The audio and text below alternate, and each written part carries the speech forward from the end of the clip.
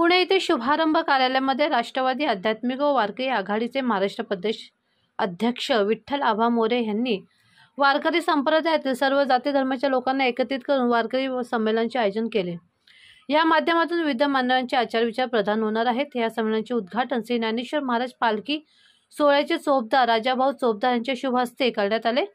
या माध्यमातून थोर विचारवंत साहित्यिक डॉक्टर रफिक सय्यद पाळणेकर, डॉक्टर श्रीरंग गायकवाड पुणे तसेच अ.ब.प. फडताळे महाराज यांचे वारकरी संप्रदायाचे अनुभव संवाद आयोजित करण्यात आले होते। अ.ब.प.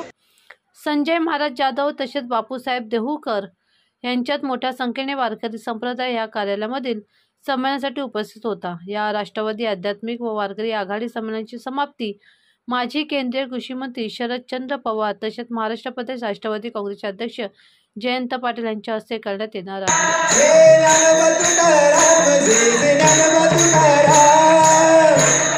आपल्याबरोबर राजाभाऊ चोपदार आहेत। त्यांच्या शुभ हस्ते वारकरी संमेलनाचं मोठ्या प्रमाणात या ठिकाणी उद्घाटन झालेलं आहे।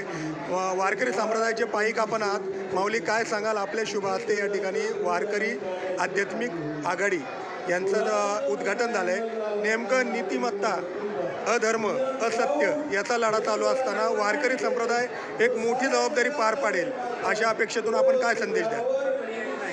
संतांचे विचार सर्वांना बरोबर घेऊन जाण्याचे आहे आणि त्यामुळे जो विष्णुमय जग वैष्णवांचा धर्म भेद भ्रम अमंगल असं तुकोबा यांनी सांगितलं आहे। धर्मयुद्ध ज्याला म्हणतो, रामायण महाभारत आदी धर्मयुद्ध यापूर्वी झाली आहे।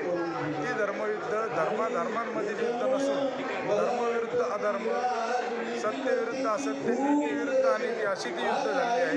ती यापूर्वी झाली आहे, आत्ताही तशी लढली गेली पाहिजे आणि यापुढेही लढली गेली पाहिजे। सामाजिक व्यवस्था व्यवस्थित राखण्यासाठी प्रत्येक गावामध्ये त्या गावातील सर्वधर्मीय धर्माचे लोक विरुद्ध सर्वधर्मीय अधर्माचे लोक असा लढा होणं गरजेचं आहे आणि तसं झालं तरच सामाजिक स्वास्थ्य टिकू शकते।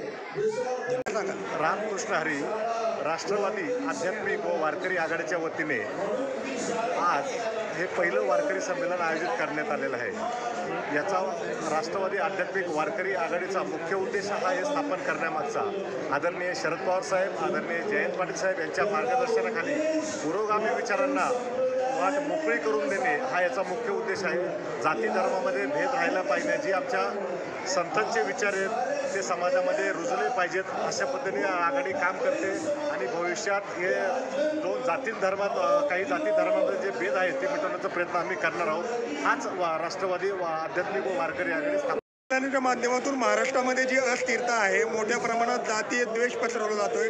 मुळात वैष्णव धर्म हा जातच शिकवत नाही। या प्रथेला आपण कुठेतरी पुढे नेताल, आपण काय संदेश द्याल या माध्यमातून?